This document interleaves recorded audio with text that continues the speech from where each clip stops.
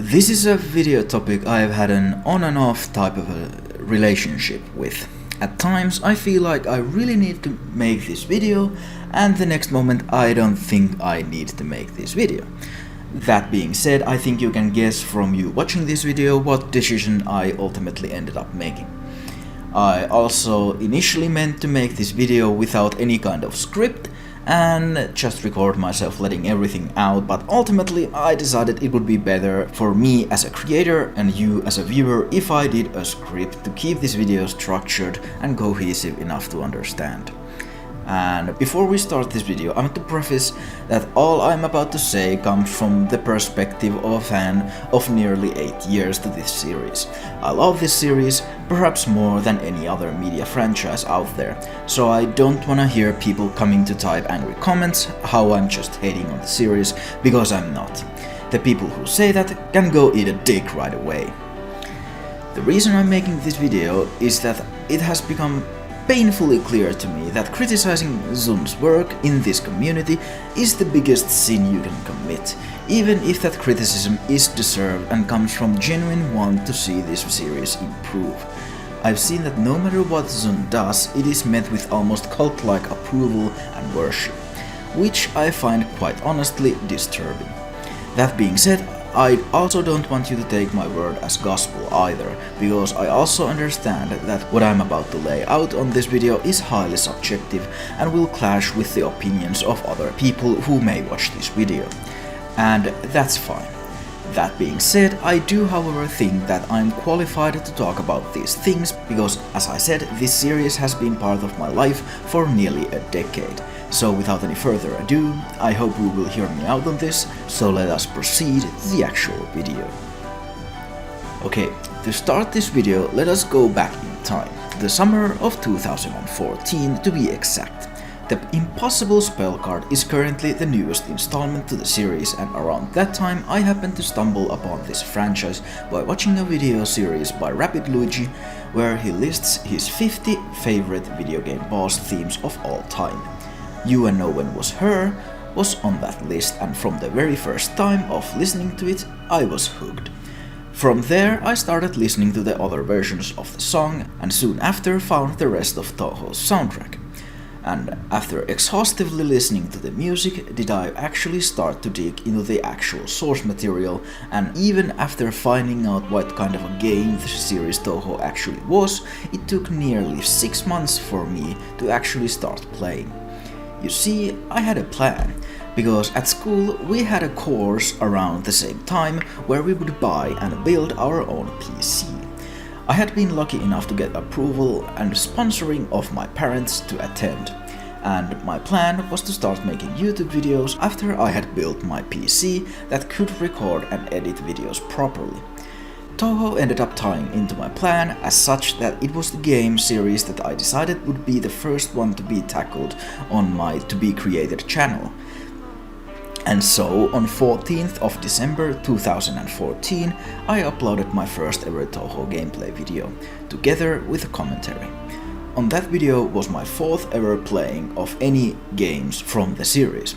Before that I had just done 2 test runs to see that the game worked and 1 failed attempt at recording.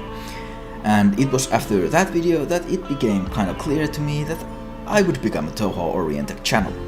I just fell in love with the series from the get-go, and that love just grew even stronger the further I got into my Touhou marathon, as I called my series. It's fair to say I had my honeymoon period with the franchise, but my love for the series ran deeper because it also reminded me of something from my childhood. The art of the early Windows games, as scuffed and memed on as they are, captured my attention as they reminded me of these kids' shows from my childhood, in which the narrator read these old Finnish folktales with hand-drawn still images as the backdrop of the show. The art of early Windows Touhou was eerily similar to the art of those shows, and since Touhou also revolved around Japanese folktales, it brought forward this warm and cozy feel of nostalgia, even though I had never before played these games. Now you may think that this is completely off topic, but I think it is important for me to establish why exactly this game series is so close to my heart and why I liked it in the first place. At this point, I also had yet to even touch the printworks, nor had I read the stories of the CDs, so I was going purely by the impressions I had gotten from the games themselves. And I have to admit, despite the simple nature of Touhou games of the early Windows era, I don't know many games that can come even close to them when it comes to establishing atmosphere.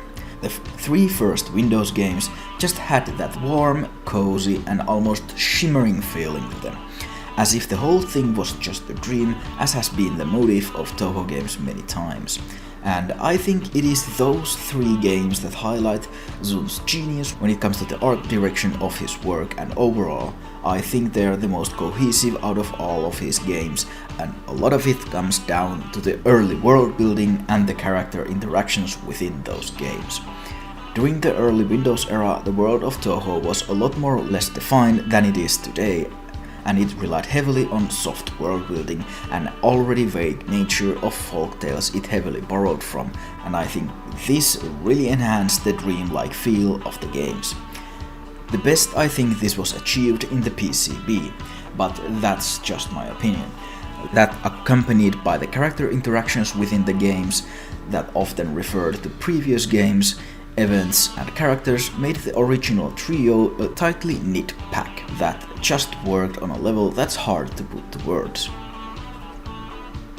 Now, that being said, it's also fair to note that Zun had planned the first three Windows games already back in 2002, which is evident from his first album's second version, in the story of which there are clear references to the stories of PCB and IN. This was also an undeniable strength of the original three Windows games, that they were planned. What was also planned was that the Touhou series would end after the release of Imperishable Night. However, after seeing the success of the games released on Windows, Zun decided that he would continue the series. This decision brought us games such as Phantasmagoria Flower View, Shoot the Bullet, and the first fighting game installment to the series, Immaterial and Missing Power. These games saw varying amounts of success, but overall they were received positively. I also believe these games were the result of Zun kind of just experimenting with different directions to take his series to now, after his original three games he had planned were released. But overall, I believe these three games released after IN had an overall positive effect to the franchise. However, change was coming, and it was coming in the form of Mountain of Faith. MOF is widely considered a really soft reboot to the series, not in the terms of story, but more in the terms of the direction the story would take, and the gameplay changes the mainline games themselves would face. These were somewhat due to Zun changing engines, and I can probably assume everyone agrees that MOF plays pretty different to Imperishable Night. However, MOF also started changing the way Zun approached the story of the series, and not in a negative way, might I add. From Mountain of Faith onward, the world of Touhou started moving from soft world building gradually to hard world building. We started getting a lot more concrete info about the world, events and characters. And most importantly, the events in that series started affecting the world. I'm guessing everyone remembers the Moria Shrine conspiracy meme. The events of Mountain of Faith directly caused the events of the next game, SA, which in turn directly caused the events of the next game, UFO, which then caused the events of TD. And while I may personally rag on UFO and TD because of their gameplay, I have to give credit where credit is due. This kind of a story direction where there is a cause and effect with the events that take place, I'm totally sucker for that. I eat that shit right up. Not to mention all the print works that accompanied and supported the narrative of the games. It was truly the golden age for Touhou. Especially the Bunbunmaru newspaper articles and the stories involving the Hifu Club. I'm adamant that it's those small and short stories that are the absolute highlight of Zun's writing skill. These little additions to the story take the world building into a harder direction while complementing perfectly the softer elements and building up from them as well. And not to mention the subtext of the CD stories. I could just talk about that for a whole video. However, not all change, in my opinion, was to the right direction. With the new engine, game also changes to Zun's approach to his art. Long gone is the hand-drawn look of the early Windows era. From MOF onward, Zun's art started moving toward cleaner and cleaner style. This is also evident from the endings of the games. In the past, we used to get fully or at least near fully colored illustration of the events described on the endings, yet these days there's only line art. While I do admit that the technical side of Zun's art has improved, the Anatomy for One is a good example of one aspect that has improved greatly. I also propose an opinion that Zun's art also started losing its soul when he started moving toward the cleaner and clearly virtual art style. Gone are the brave brush strokes, the little sloppy line work where you could see the hand of the artist, and the smooth shading akin to a pencil or watercolor coloring. And I truly miss it, because with that gone was also somewhat gone my nostalgia I felt toward it, as I explained before. These days Zun's art is a lot cleaner, and some might like it that way. I, however, do not. To me, the new art just doesn't have the soul and appeal of the early Windows art. The colors are rather flat, the shading is really simple at the best of times, and it feels like the characters lack the small details like the wrinkles of the ribbons or lace that used to dominate Zun's art. All this is of course highly subjective, and this line of criticism will continue for a while still, because I have to talk about the music as well.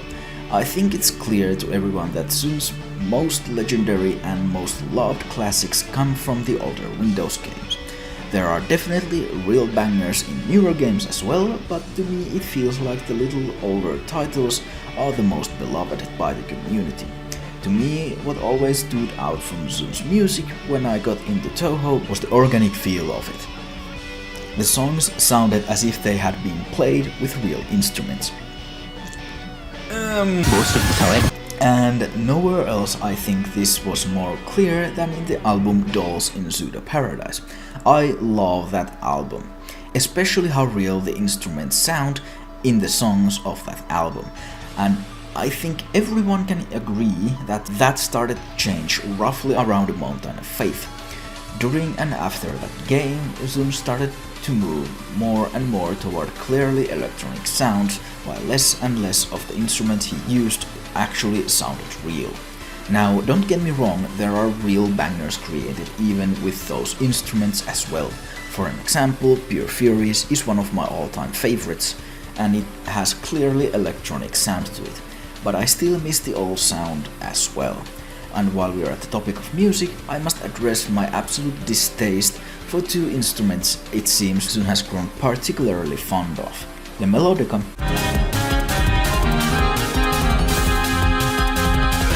and the electric guitar. Both of which are really common in the music Zun makes these days. And while these two instruments don't ruin the songs they're featured in, I cannot deny that every time they're played, I wish they weren't played. That's just something I had to get off my heart, and you're free to disagree. My takes on the trajectory of Zun's music is the most subjective of all. It's completely fair to prefer the changes Zun has made to his older style. I just think it is important to realize that the change has indeed happened. And yet, even this deep into the video, we have yet to reach the tipping point where this scary downfall, in my opinion, started. That's to show I'm not one of those people who decided that everything after TD is just shit. Quite the opposite. I'm of the mind that Touhou truly peaked for the last time, the late 2015. But first, a bit about what happened roughly 2 years before. The release of DDC was the first mainline Touhou game in a while that was seemingly disconnected from the previous one story-wise. Since MOF, every game was directly caused by one after the other, but DDC took a lot more disconnected approach and instead focused on the already existing world that the canon of Touhou already had, with only adding minimal amount of new stuff, mainly Shinmyo and Seicho's races and backstories. And quite honestly, it worked wonders. DDC was a welcome change of pace to the series story-wise, not to mention, in my opinion, it was one of the more fun games, gameplay-wise, plus it had some really good music to top it off. So why am I mentioning DDC specifically? Well, that will become relevant once we talk about the games released later. That being said, after DDC, Zun took quite the same approach to the story as he had taken back with the MOF and the games that followed. But this time he did it slightly different, because instead of mainline games having this cause and effect take on the story, he now implemented that approach more strongly to the spin-offs and the printworks as well. You see, if someone was to play the mainline games and not play or read anything else, the next game, Legacy of the United Kingdom, would seem just disconnected from the other games as DDC. But that's definitely not the case. You see, the events of LOLK were really heavily teased in the events of Forbidden Scrollery and especially Urban Legend in Limbo. And I'm going to just drop this here, but in my opinion, the absolute highest peak Touhou has ever reached in the terms of story and lore comes with the release of LOLK. That game did everything and more I could have ever asked for as a lore enthusiast. It took a ton of already existing lore from the universe and expanded on it in a beautiful way, not to mention the great build-up it received from the spin-offs and printworks. But of course, I have to acknowledge that the game was not too well received by the people who only play Touhou for the challenge and the gameplay. I'm not one of those people, so it isn't much of a factor for me, but I do know that and I acknowledge it. That being said, in terms of the narrative, LOLK was the true peak of the series. However, it is exactly here that something happened. You see, Zun still wasn't done with the Occult Ball arc of the story. At least that's how I've started to refer to it. There were at least 2 more games that were directly tied to the events revolving around the story of LOLK, Violet Detector and Antinomy of Common Flowers. The first of these titles, VD, was definitely not well received by the fans. Criticism ranged from abhorrent controls to the music recycled from almost entirely from Zun's latest CD. I've also seen people not be too fond of the recycling of the spell cards in that game. And even I, as a lore enthusiast, don't have much to grab onto because the story of that game is really bare bones and only serves as a small prequel to the AOCF. The 6th fighting game installment to that series developed by the studio Twilight Frontier, the same game studio that had developed all other fighting games as well. The common consensus amongst the fans has been that the original 3, especially Hisou Tensoku, have been better fighting games than the floaters that followed. Though it seems that people hold AOCF to a rather high regard despite its floater gameplay. It is almost like the Hisou of the floaters. And I have to agree, the game was absolutely great. Not only did it expand further on the occult balls, but it also fixed many issues its predecessor ULIL had. But, and here's where even I started having serious gripes. You see, AOCF got a global release through Steam, which was good news for the fanbase and a big deal because a lot of people got to access it easily and quickly. So when it was released, I bought it in a heartbeat, and what I saw was, let's just say, it was nothing short of an absolute disaster. You see, for those who didn't experience the launch state of the game, let me tell you something. The game couldn't be called finished. Not even close. At least 25% of all boss spell cards that you'd have to fight in the story mode were missing. Sometimes a boss would just have a single normal fighting phase, after which you'd normally get a spell card, after which there would be another fighting phase and a spell card, or maybe a second spell card right after. But what we got instead was often a single fighting phase followed by nothing, other than the game telling you that you won and taking you to the next boss. And the best part is that all that was recorded. I played the game on its release date onto my channel if you want to go and check it out.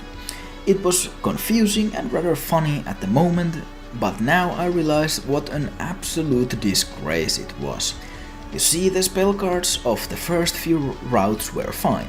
It was the latter half of the game that was unfinished, meaning by the time you got to it, you had spent too much time on the game to be eligible for a refund, had you wanted to get one. Now, to be honest, I never even considered getting a refund, but I still think it's worth to mention. However, the release date of the story mode is still forgivable as it was fixed soon after the release. However, something that wasn't fixed, and I mean ever, was the netcode of the game. In its simplicity, the netcode of AOCF was and is so bad that if you ever even want to consider playing online, you must be within couple 100-kilometer distance physically from your opponent. Otherwise, the game won't connect you at all. And do I even have to explain why that's an issue? In my case, it means there's just one person in the whole world I know I can theoretically play the online mode of AOCF with. Though even that's not possible because he got sick of the shit netcode real fast. This means that one of the main appeals of the whole game, and what I consider to be a whole third of the whole content, is unavailable to me. And that's what's unforgivable to me. Especially as Twilight Frontier announced shortly before the release of their newest title, Gyoku Ippen, that they would discontinue working on AOCF, never fixing the netcode. In short, it means they took the money and ran. And honestly, I'm really fucking mad about this, because I paid for a full game, but only ever got to play 2/3 of it. And don't you worry, we'll talk about Gyoku Ippen shortly. But 2 flops back to back aren't really enough to topple a whole franchise. The truth just is that sometimes these things happen. It is what it is. Life continues. Maybe the next mainline game would blow us away. And that brings us to the Touhou 16 Hidden Star in 4 Seasons. Now, in all honesty, I don't even to this day know where I stand in terms of liking or disliking this game, because on the surface this game is much like DDC. A somewhat disconnected game from the games that preceded it, which honestly felt kind of weird so soon after DDC, but like with many other things, it is what it is. Though I must criticize the game for being so disconnected while also introducing characters as important to the series as Okina. Her introduction could have used a lot more teasing and hyping up. But to give Zun credit, she has been built up rather well since the release of the game. I like how she's made many appearances and taken really active role in the story. I especially like how she's been tied with the antagonists of LOLK in the Grimoire of Uzami. However, a retroactive build-up of the character will never be as satisfying as a well-teased one. So in short, what we got was good, it just came in a little bit wrong order. That however has not been the case for the other characters introduced in HSIFS. The only characters besides Ogina that have made even some appearances after the game they were introduced in are Eternity and On, neither which have had all that meaningful roles. So at the moment I have to say that the cast of the game has not been used to its fullest potential, especially Narumi. Okay, maybe HSIFS was not the comeback Zun needed to make, but maybe the next game... Oh no.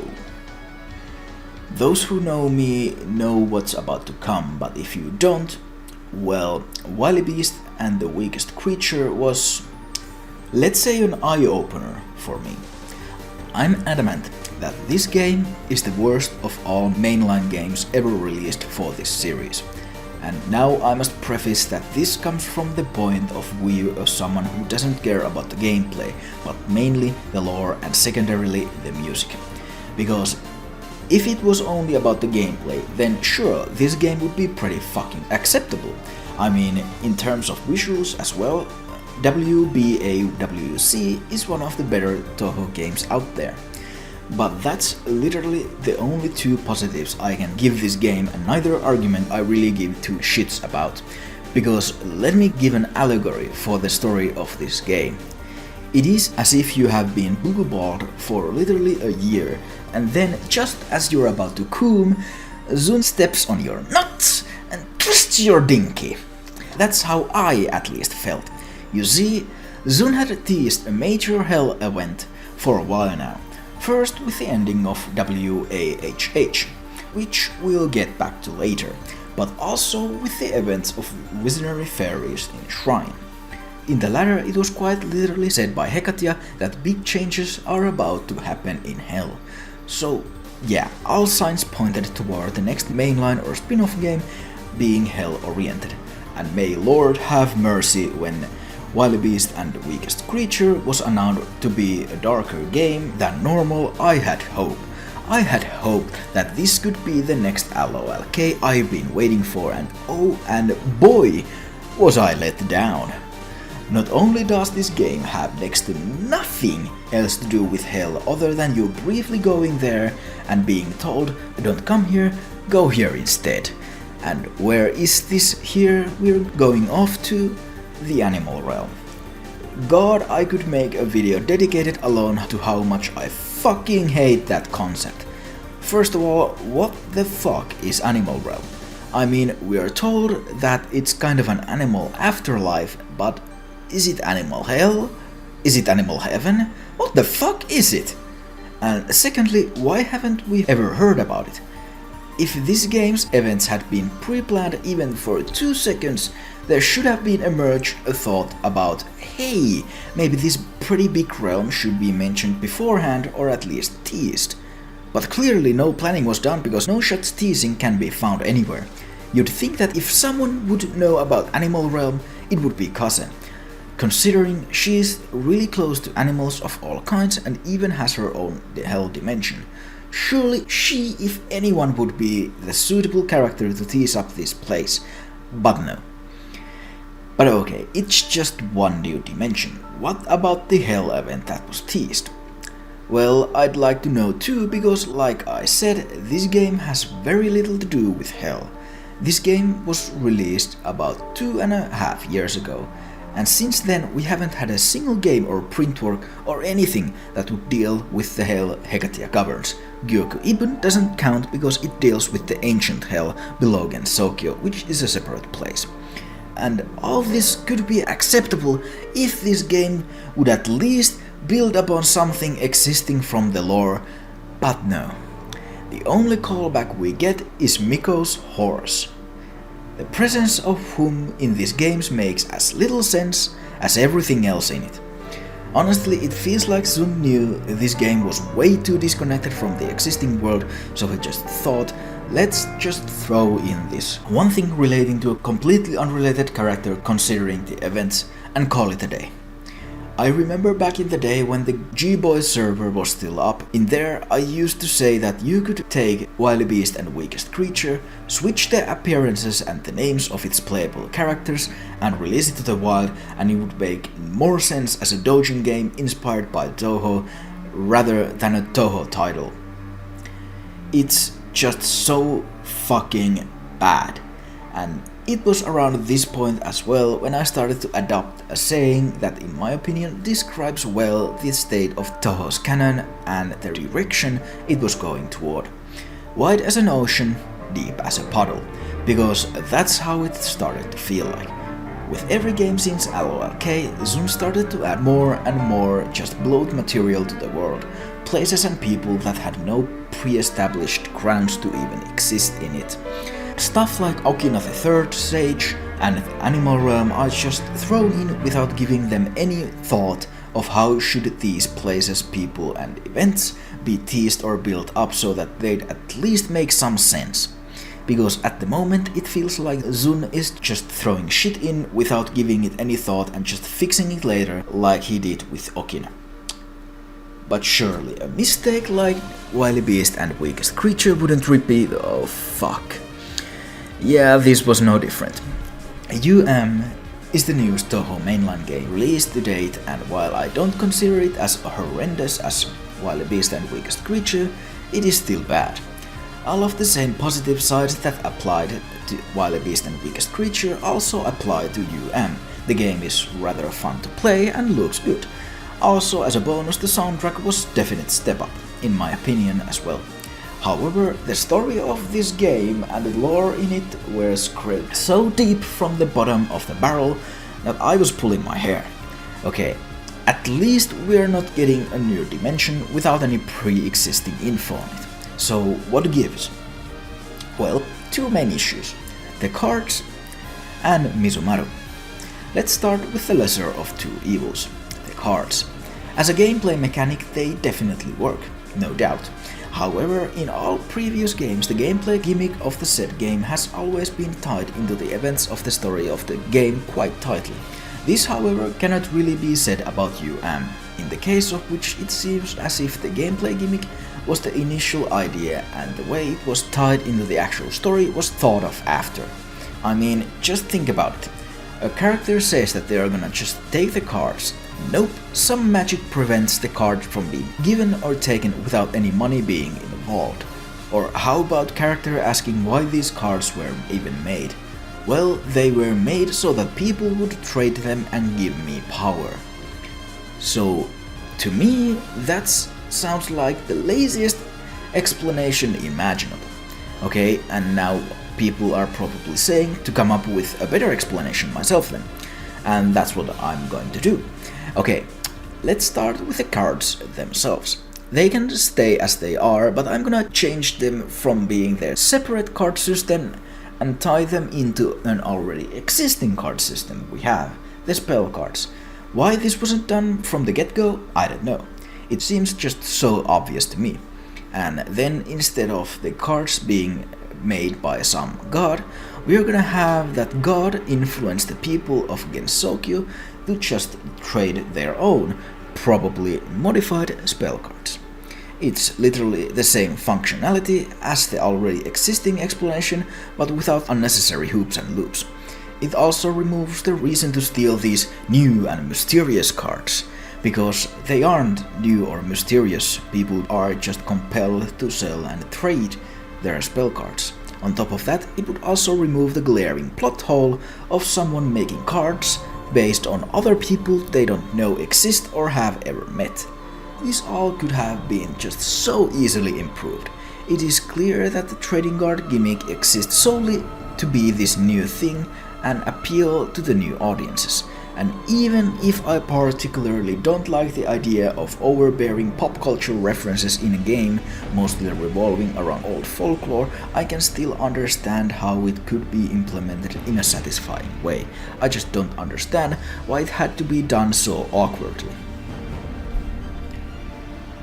However, as you may remember, I said that the cards were only the lesser of two evils. The bigger one is who else other than the fan favorite Mizumaru. And I cannot overstate how much I hate myself for saying that sentence. Mizumaru, in my opinion, is the condensed package of everything that's wrong with the modern Touhou. She is a character that exists solely for one purpose: to give the fan that, oh my god, this character is related to that thing feeling. Currently, I count two characters in this showcase mannequin category: Mizumaru and Saki from Wild Beast and Weakest Creature.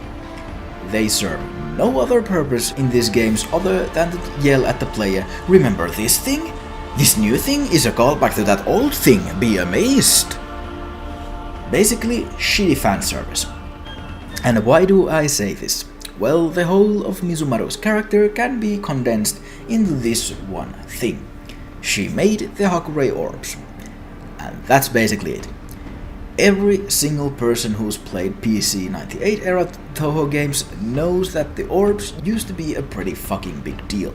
I mean, an actual fan favorite character, Mima, had her main motive be to steal those orbs and get their power. While it is generally agreed upon that the granting of wishes is the true power of the Hakurei orbs, based on HRTP, some still wonder if there are more powers hidden within. And now Zun basically comes out and said, "Oh no, all you thought about these orbs isn't true. In fact, they aren't special at all. In fact, they aren't even tied to Hakurei. They are just these two Izanagi objects made by this god." And that's it. Be happy now. One of the biggest mysteries of the series solved. This is the worst possible way Zun could have handled this. And I'm not even complaining that boo-hoo, no teasing, no. You see, there's a saying about storytelling and lore crafting that I really like. Roughly it goes something like this.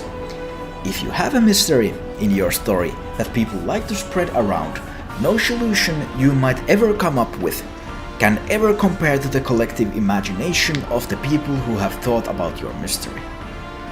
Basically, what I'm trying to say is, sometimes it is better to have a mystery without an answer, since the answer can never satisfy everyone's imagination.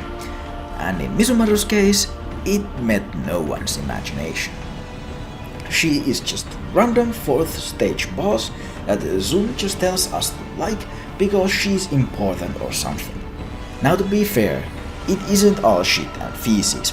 Mizumaru, the mining of the Yukai Mountain, and Izanagi objects are all a really likely callback to the story of Zun's CD, Neo-Traditionalism of Japan, in which there are a lot of references to these Izanagi objects and a city of gods possibly residing within the Yukai Mountain.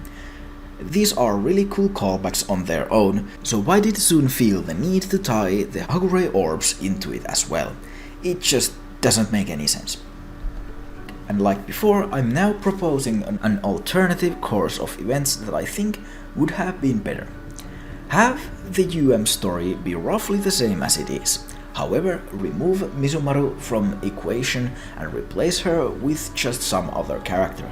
However, we are gonna keep all the Jinjang orbs in the 4th level and add some teasing as to what might reside at the other end of the tunnel leading into the Yukai Mountain. Then on the Touhou 19, we'd delve into the mountain and dedicate a whole game to the City of Gods and make Mizumaru the main antagonist of that game. And she can keep her connection to the Hakurei orbs. We're just gonna make a small adjustment and say that she made the orbs together with the Hakurei god. This, I think, could elevate Mizumaru's status as an important character, plus retain some of the mystery of the orbs themselves. In my eyes, you'd get your cake and eat it too. That being said, it is also very clear that Zun will most likely try to build upon the events of characters of UM and Wily Beast of Weakest Creature. There's already proof of that with the events of Gyuku Ibun. However, I must ask, is it worth having these half-baked stories in the games anymore if there's no thought put into them and they are only retroactively fixed later down the line? Much like the AAA games these days. Broken mess on release, acceptable condition years after. Sure, Hidden Star in 4 Seasons story was improved and built upon and it is rather good these days, but why have that when you could do the minimum effort of pre-planning and turn good stuff into a great stuff? It saddens me that we even have to have this discussion, but since we started it, might as well go all the way. As you may have noticed, the Printworks, CDs and the spin-offs have been oddly absent during this critique, and the reason for that is that I want to keep these videos even somewhat cohesive, instead of jumping between mainline games, spin-offs, CDs and Printworks all the time. So now let us dive into the other material this franchise has to offer, because as you'll soon see, I have a lot to say about those as well. You may have guessed this already, but I'm a big fan of Touhou's Printworks, and for the most part, I don't have much negative things to say about them. Yeah, they may not be the greatest thing ever when it comes to narrative, but overall I do enjoy most of them. There are, however, 2 exceptions to this rule, and the first one is Wild and Hornet Hermit, or more like the way the series ended, because my god, I cannot believe that was the initial plan for the ending. No human alive can rush things that bad. The last few chapters were nothing but plot holes, worst plot contrivances ever. The whole thing came so from the left field that it was bordering on being right at this point. The whole plot of the final felt like a speedrun, and to top it off, nothing would have been changed in the overall outcome had the final arc been cut completely. The only things that the final arc did to the overall plot was that Reimu now knows Kazen is an Oni, and Kazen has her arm in a jar.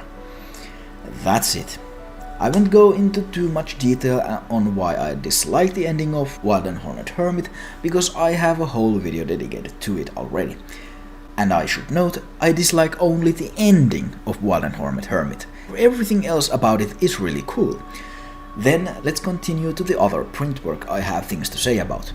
A much more recent one, and one I have also made a whole video on, so I will once again briefly touch upon this one as well. The Cheating Detective Satori.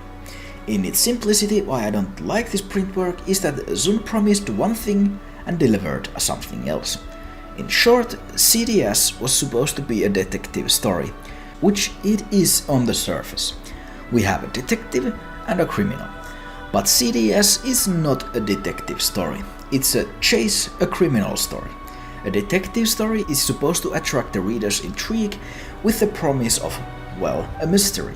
A mystery, mind you, that the reader can solve before finishing the book if they pay enough attention. Well, in the case of CDS, there is no mystery. The culprit was revealed in the opening chapters. How they commit what they did was revealed at the same time. We know how the criminal moves around. Hell, we even know who they are going to target next each time, because it's outright told us. We even know their motive, at least partially. They hate the Hakure. The only thing we don't yet know, and has yet to be achieved in the story, is the identity of the evil spirit, and the criminal has yet to be caught. And the only reason it has yet to be caught is that Satori is bitching about not wanting to talk to people and trying to catch the spirit by rotting on her ass in her castle. Mind you that I'm quite careful when I say that we don't know the identity of the spirit yet, because there might be no identity to be revealed. There's a chance that this so far faceless spirit may stay just that. Just a faceless throwaway character without any real role other than to be caught at the final chapter. Almost everything about CDS grinds my gears. The fact that it pretends to be a detective story, yet it goes against everything a detective story is commonly known to be. A mystery is revealed super early. The reader had absolutely no chance to even guess who the culprit was before it was revealed. The reader is treated like a fucking imbecile, and every fucking move the evil spirit makes is explicitly shown or told to the reader without giving them even a chance to figure things out on their own. This topped with the way some characters are outright disrespected, like Alice, who was shown to have been attacked by the spirit, yet was never shown or mentioned again after a panel with an ominous shot of her being in a coma and Marisa looming over her. Like, come on, Alice hasn't had a proper role in anything since Hiso Tensoku. The least you could have given her was at least one line of dialogue. Then there's also the way Raisin was suddenly turned into a sadomasochist, despite her before feeling very guilty about her past on the lunar capital and how she abandoned her comrades. Now, instead of feeling guilt or unease when her past is brought up, she acts as if she is on the verge of sex. What was the thought behind this? Who thought this was a good idea? What purpose does this serve other than being a cheap fanservice joke that's just going to get turned into hentai? And while we are at the topic of finding who's to blame, let me say something about the travesty that was the development hell of Gyuku Ippon. Twilight Frontier is not really known for staying within the initial scope or a time frame when it comes to their works with Zun. Don't get me wrong though, most of their projects in the end turn out to be good. Most of the time. Yet I haven't heard much people talk about, well, whatever the fuck is going on inside that little group when they develop a new title. Hell, even old ones should get looked at more closely. You remember Hiso Tensoku? That game everyone loves. Well, what if I told you that it doesn't have even half of the content it was originally supposed to have? So believe me when I say this, I was fucking surprised that Gyugu Ibun did not fucking implode and take everyone's PCs with it at the launch that was delayed 2 years and 20 days to be exact. What the actual fuck happened? The first launch day the game was supposed to have was October 4th, 2019. The actual release date was October 24th of 2021. What in the world happened? If Twilight Frontier genuinely believed they could release the game on 4th of October 2019, they must have been nearing completion with the game itself. If they weren't, then they knowingly lied about the planned release date, and I honestly doubt that was the case. So what on earth were they doing 2 whole years? It got delayed and delayed again and again. I mean, as a guy who knows a fair share about game development, especially indie game development, I do know that 50% of the actual game development time is used for the development itself. The other 50% is used for polishing, give or take maybe 5%. Those 2 years were definitely not used on polishing if you know the state in which the game then finally launched. So if they thought they could make it to the 4th of October 2019, they must have been near finishing the game. Now, some might throw in the argument that Corona might have messed up their plans. Sure, but Corona struck in 2020. Gyugu Ibun was scheduled for 2019, and the majority of the development was already done by then, assuming they didn't straight up lie. And on top of that, even if we still consider the effects of Corona, then it still doesn't make sense, since game development is one of the only professions that was hardly even affected by the virus. All that you can do at the office, you can do from home with a quick upload and download. That's it. Corona doesn't explain the delay. Most Corona can delay software development by a day or 2. One argument I've seen people use in defense of Twilight Frontier and their delays is that they're a small doujin studio, they can't be held accountable. And this claim is also bullshit, because it doesn't matter what you call yourself, indie or doujin or whatever. When you're working for a brand on an official product, you just can't suddenly start taking 2-year-long breaks. Let's say someone worked for Activision. They say they will have a game out in exactly a year. Activision then makes an official announcement about the new game coming out in a year. Then, after a year, the big boys from the Activision come to check upon the project and find that this guy has made no progress, saying that you can't be held accountable because you're just one person, ain't gonna got it. You're gonna get the boot. If you're working on your own project independently, then you can take all the time you need. But when you're making a project for an official brand, in this case Shanghai Alice, no matter what, you need to give deadlines and stick to them, or you don't give deadlines at all. This kind of unprofessional conduct is mind-boggling, and I honestly cannot comprehend what could have caused these delays. And the fact that Twilight Frontier gave who knows how many release dates and who knows how many delays again and again ain't helping their case. If they had been wise about this and realized they couldn't reach the deadline they set for themselves, they should have just admitted it and not give another possible release date right after. They should have just say it'll come when it comes. It took them who knows how many delays before they finally admitted they didn't know the exact date when the game would launch. I honest to God have never seen a farce like this.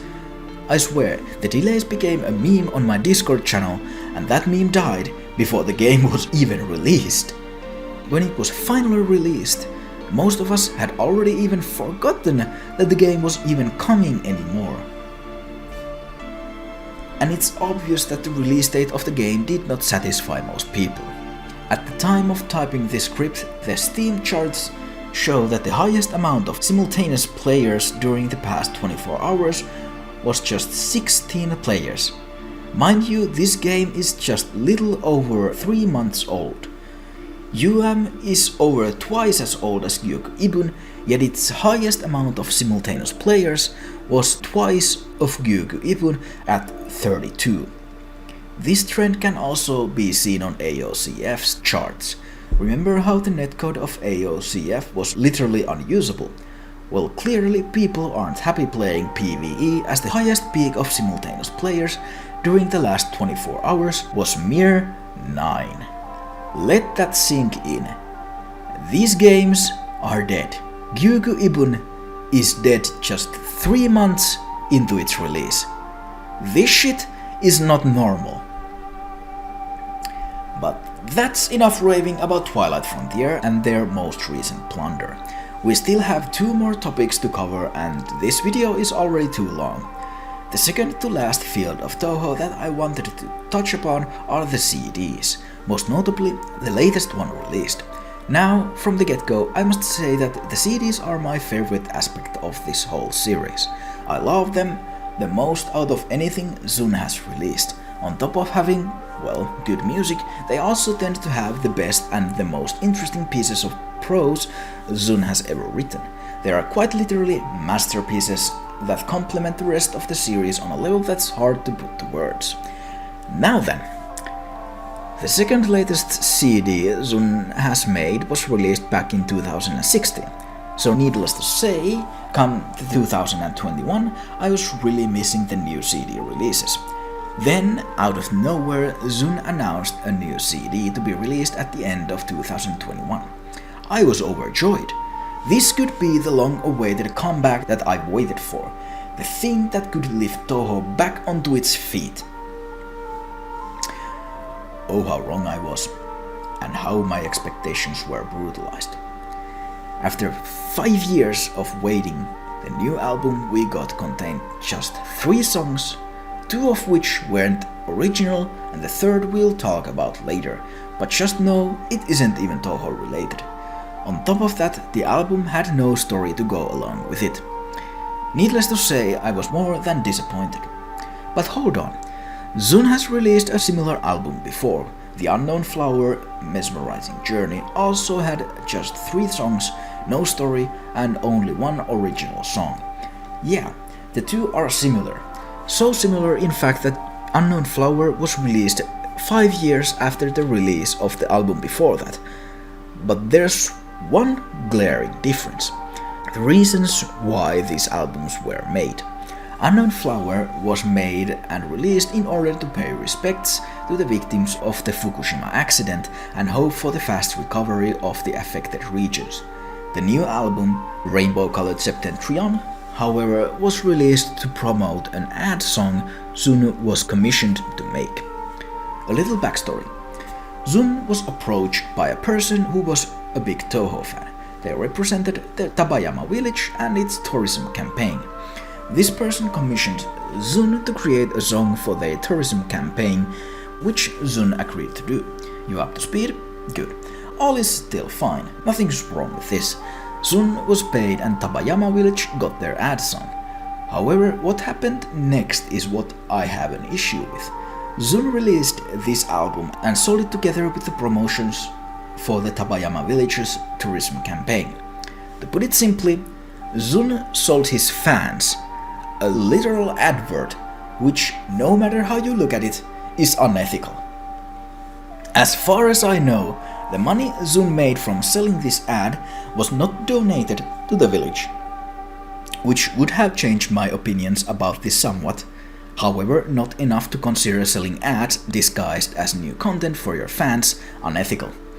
But OVJM, he was just promoting a small village with roughly just 500 inhabitants. Yeah, you're right, and he can promote the village as much as he wants, nothing wrong with that. But when you sell that promotion to your fans, which he, mind you, was also already paid for, that's when I have an issue. There are so many alternatives Zun could have gone about doing this. He could have promoted their village and the song he made for them on his social medias, maybe even have a stream dedicated to them.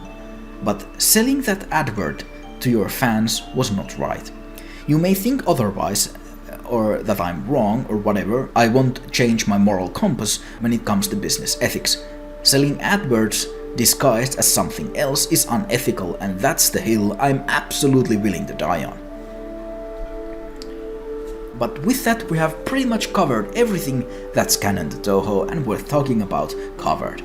Yet we're not done. Because we have to talk a little about what's happening around Touhou, namely the derivative works.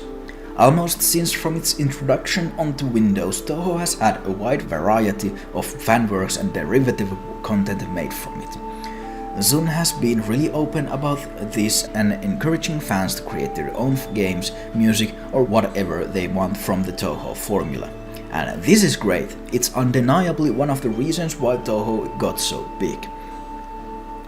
There have been great Touhou fan games and fan content and, well, some not so great fan content, but for the most part the fans of this series have put their heart and soul into their creations. An even bigger number of people from the fandom have enjoyed this content. And this undoubtedly drew the attention of bigger companies who saw the potential to make money. What else? Now it's important to point out how Zun has approached the idea of allowing some big companies to make bigger product under Touhou's brand. Zun is openly against the idea. He's rejected the idea of official anime, as that would include giving a company rights to his series, and Zun doesn't want any company, big or small, to have any say in how and where he takes his IP. Understandable and respectable. However, what if you didn't need to give rights of your series away? Introduce Lost Word, a gacha title made by Next Ninja, available on both PC and mobile. So why are we talking about this? What sets Lost Word apart from other fan titles, both big and small? One thing, the fact that Lost Word has the official licensing of the Team Shanghai Alice, or Zun. And what does this mean? This means that the Next Ninja made a contract with Zun. They agreed upon a cut Zun would receive from what Next Ninja would make with Lost Word, and in exchange, Next Ninja could advertise, market and do pretty much what they wanted with the game they made and the themes within.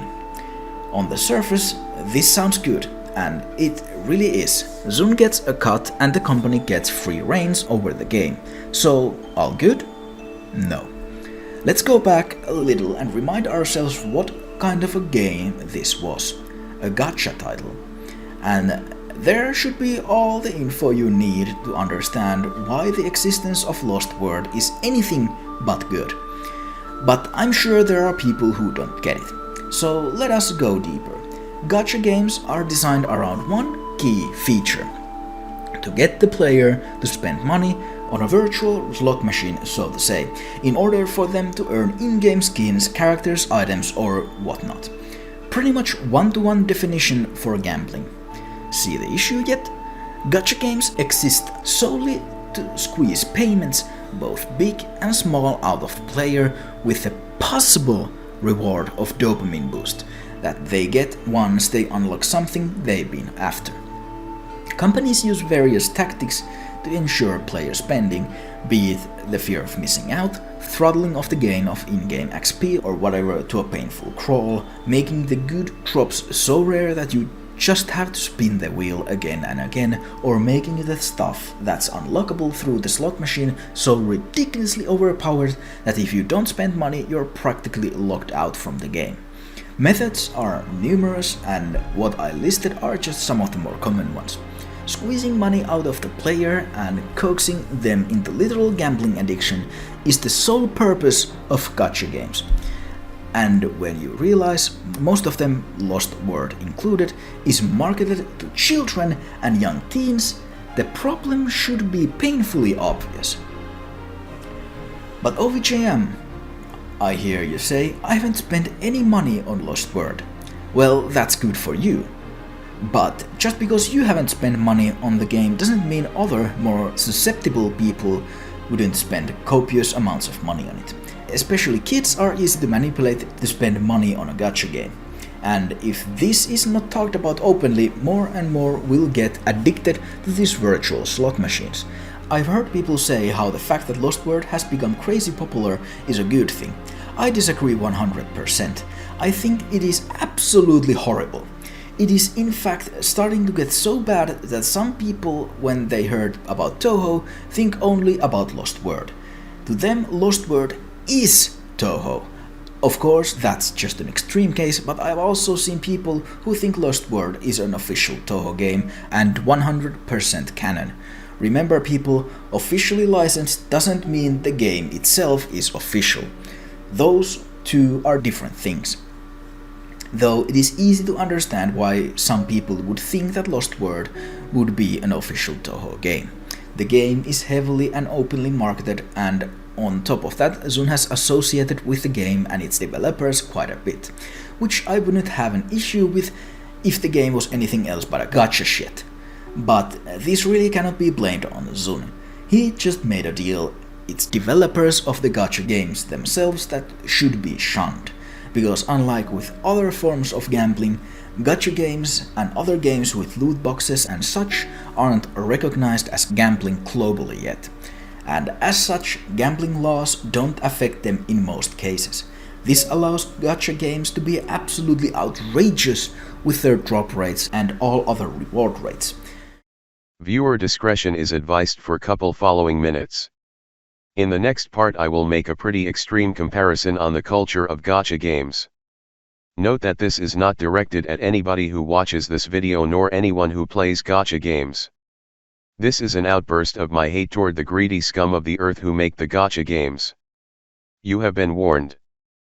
But at this point someone may point out that gacha originates from Japan and is almost integral part of Japanese game and pop culture. Sure, but I propose an idea that not all cultures are equal, nor should all cultures be accepted as normal. Want an example?